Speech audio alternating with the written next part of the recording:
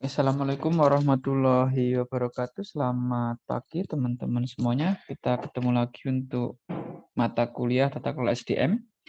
Nah, pertemuan kali ini saya akan menjelaskan mengenai praktikum tentang analisis beban kerja. Kalau minggu lalu saya sudah menjelaskan mengenai beberapa praktikum, yaitu salah satunya adalah perencanaan SDM, maka minggu ini saya akan menjelaskan mengenai beban kerja. Nah, di minggu lalu sebenarnya teman-teman ada pertanyaan mengenai overload dan underload. Nah, nanti sebenarnya bisa dilihat dari sini. Hasil dari ABK-nya seperti apa itu akan memunculkan bahwasanya si A atau si B itu mempunyai beban kerja yang sangat overload ataupun underload atau malah sangat overload misalkan. Atau ideal. Nah, kan ada 4 kategori ya kemarin. Ada overload, ada sangat overload, ada ideal dan ada underload. Jadi dari keempat itu nanti bisa dilihat dari hasil ABK-nya. Nah, teman-teman semuanya, untuk mata kuliah Tata Kelola SDM, terutama yang praktikum ABK ini, nanti saya masih mencontohkan dengan dinas yang sama dan seksi yang sama, yaitu seksi pengadministrasian umum di Dukcapil, di mana di sini saya akan menjelaskan dari berbagai macam pegawai nanti. Nah, teman-teman nanti ketika membuat tugas juga bisa membuat uraian tugasnya sendiri. Misalkan kalau yang saya contohkan adalah uraian tugasnya adalah mengetik surat, maka teman-teman bisa menggantinya mungkin dengan pengarsipan surat atau mungkin dengan penerimaan tamu dan lain sebagainya. Nanti monggo disesuaikan dengan teman-teman ketika membuat tugasnya. Nah, di sini teman-teman ada 4 kolom ya. Di sini ada nama pegawai, ada uraian tugas, ada beban tugas individu, ada waktu rata-rata penyelesaian setiap tugas, ada WPT. WPT itu adalah waktu pelaksanaan tugas. Nah, untuk mencari WPT apa sebenarnya? Untuk mencari WPT itu adalah beban tugas dikali dengan waktu rata-rata penyelesaian setiap tugas. Jadi beban tugasnya berapa? Beban tugas ini beban tugas individu ya. Jadi misalkan saya itu selaku misalkan staf di bidang pengadministrasian umum dengan job desk-nya atau dengan tupoksinya adalah mengetik surat, maka dalam satu hari saya itu bisa menghasilkan berapa surat. Oh, ternyata 19 surat dalam satu hari, 19 lembar surat. Nah, ini adalah beban tugas yang namanya beban tugas individu ini. Tapi kalau beban tugas organisasi, misalkan di situ adalah seksi administrasi ada 4 pegawai ini ya, nanti di total 4 pegawai itu total beban tugasnya berapa? Kalau ternyata di totalnya itu ada 30 ya berarti totalnya 30 untuk beban tugas di organisasinya. Nanti tergantung dari setiap pegawai beban tugasnya kan berbeda-beda. Nah, teman-teman semuanya, di nama pertama ataupun ini saya akan memberikan nama dengan pegawai 1, 2, 3, 4 saja. Nanti teman-teman kalau mau mengganti dengan nama, misalkan mau diganti pegawai 1 itu namanya Pak Ijo, misalkan pegawai 2 namanya siapa dan seterusnya ya monggo. Tapi saya mencontohkan pegawai 1, 2, 3, 4 saja. Atau mungkin nanti teman-teman juga mau menambah pegawainya, misalkan satu bidang itu pegawainya ada 5 ataupun ada 6, itu silahkan saja, tidak masalah. Jadi tidak harus berpatokan 4 seperti yang saya contohkan, tapi mungkin bisa 5, bisa 6, bisa 7. Yang jelas, yang paling pokok uraian tugasnya harus jelas. Uraian tugasnya harus sama ya, jadi tidak boleh berbeda. Jangan sampai nanti pegawai 1 uraian tugasnya mengetik surat, pegawai 2 uraian tugasnya mengarsip surat, atau pegawai 3 itu apa. Jadi dalam satu formasi yaitu satu bidang itu uraian tugasnya harus sama. Misalkan ada 5 pegawai ya uraian tugasnya mengetik surat ya semuanya mengetik surat. Tergantung nanti setiap orang itu mempunyai mungkin ada yang dapat satu harinya itu 20 lembar, mungkin satu harinya itu 19 lembar atau 10 lembar dan seterusnya. Nanti tergantung kemampuan mereka untuk mengetik surat dalam satu hari itu dapat berapa lembar. Kalau yang dikategorikan dia itu baik, beban tugasnya banyak, lalu rata-rata penyelesaiannya lebih sedikit, itu bisa dikategorikan sebagai dia pegawai yang paling baik. Misalkan yang saya contohkan ini pegawai 1, 2, 4, 1, 2, 3, 4. Pegawai 1 itu dalam 1 hari dia bisa mengetik, membuat surat itu 19 lembar surat. Dengan waktu rata-rata setiap suratnya adalah 10 menit. Sedangkan pegawai 2 itu 20 lembar surat dengan waktu rata-rata dia penyelesaian satu suratnya adalah 12 menit. Lalu untuk pegawai 3, 20 lembar surat juga dengan waktu rata-rata dia untuk penyelesaian suratnya adalah 11 menit. Dan yang pegawai 4 itu 18 lembar surat dengan waktu rata-rata dalam pembuatan satu suratnya dia membutuhkan waktu 13 menit. Nah, ini kita bisa melihat sebenarnya dari sini. Oh, dari total 4 pegawai ini yang paling banyak adalah di komponen 20 lembar surat. Nah, dari 20 lembar surat itu siapa yang paling sedikit waktunya?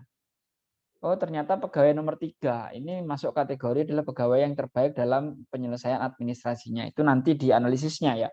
Tapi saya akan menjelaskan terlebih dahulu mengenai bagaimana hitungannya untuk mencari WPT-nya, waktu pelaksanaan tugas.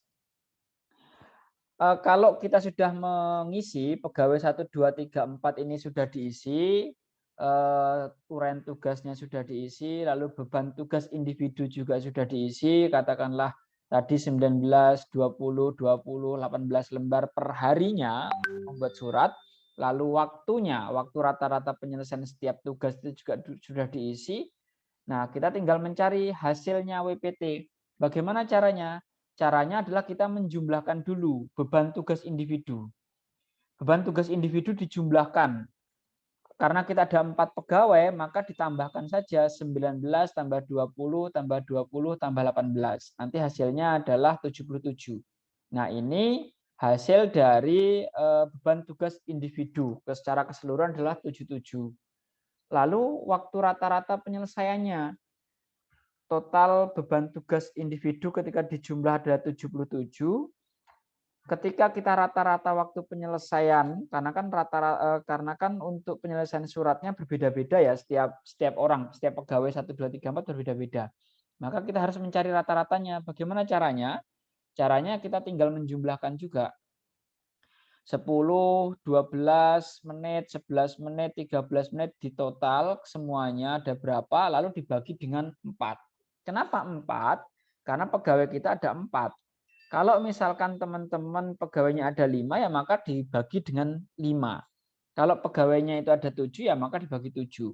Katakanlah ini kita jumlah, misalkan waktu rata-rata penyelesaian tugasnya. 10 ditambah 12 tambah 11 ditambah 13 totalnya adalah 46. Nah, 46 ini total secara keseluruhan.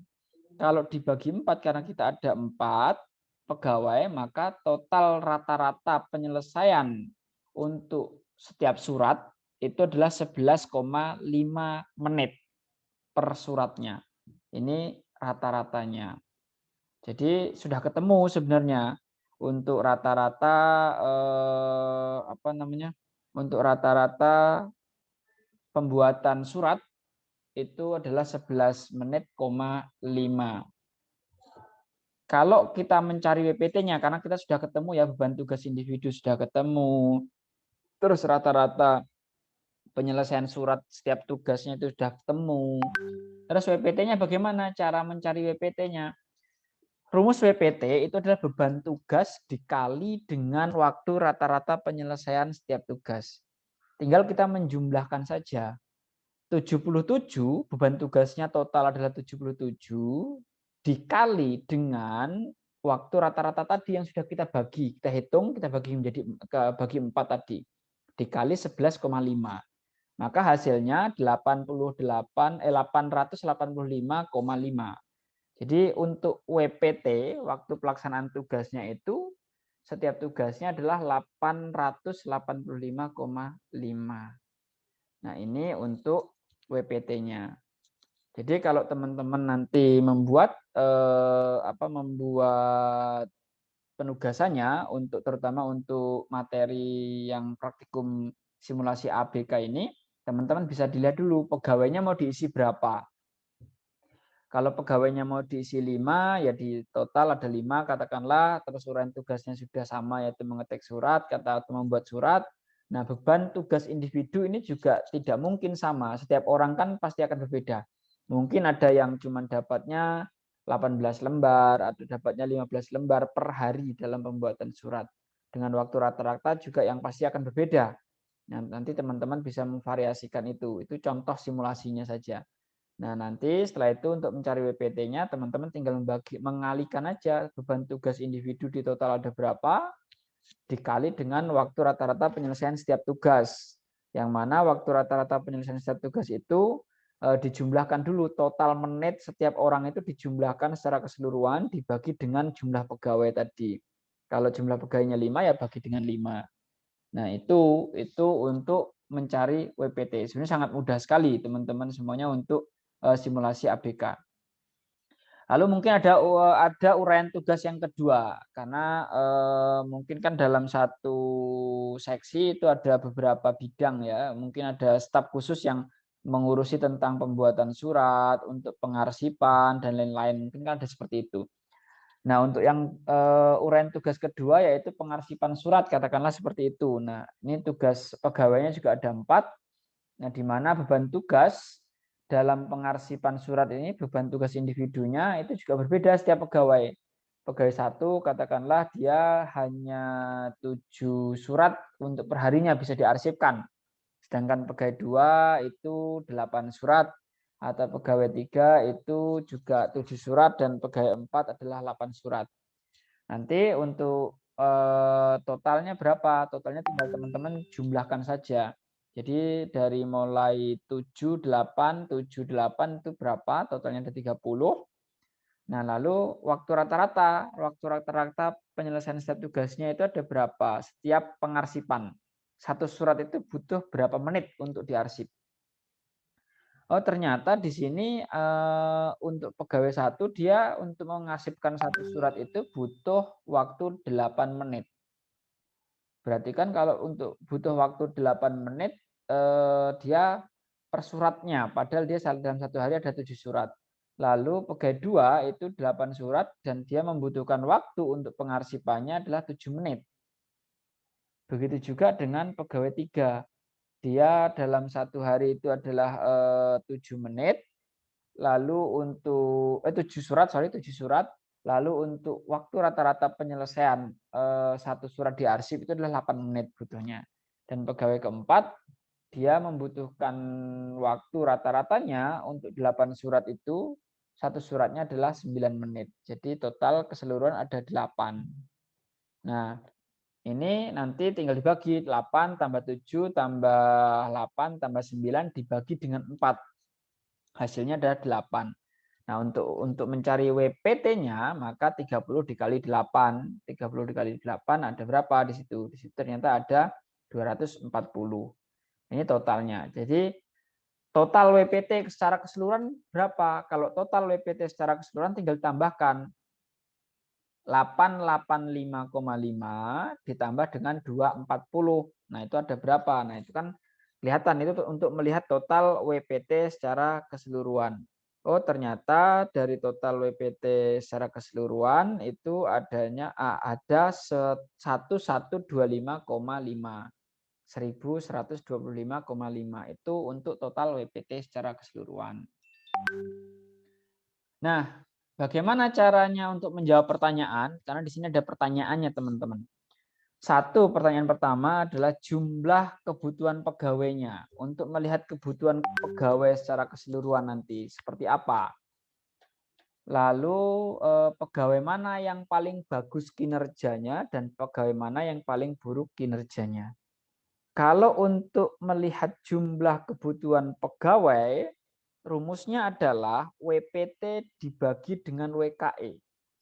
WPT tadi adalah waktu penyelesaian tugas, pelaksanaan tugas.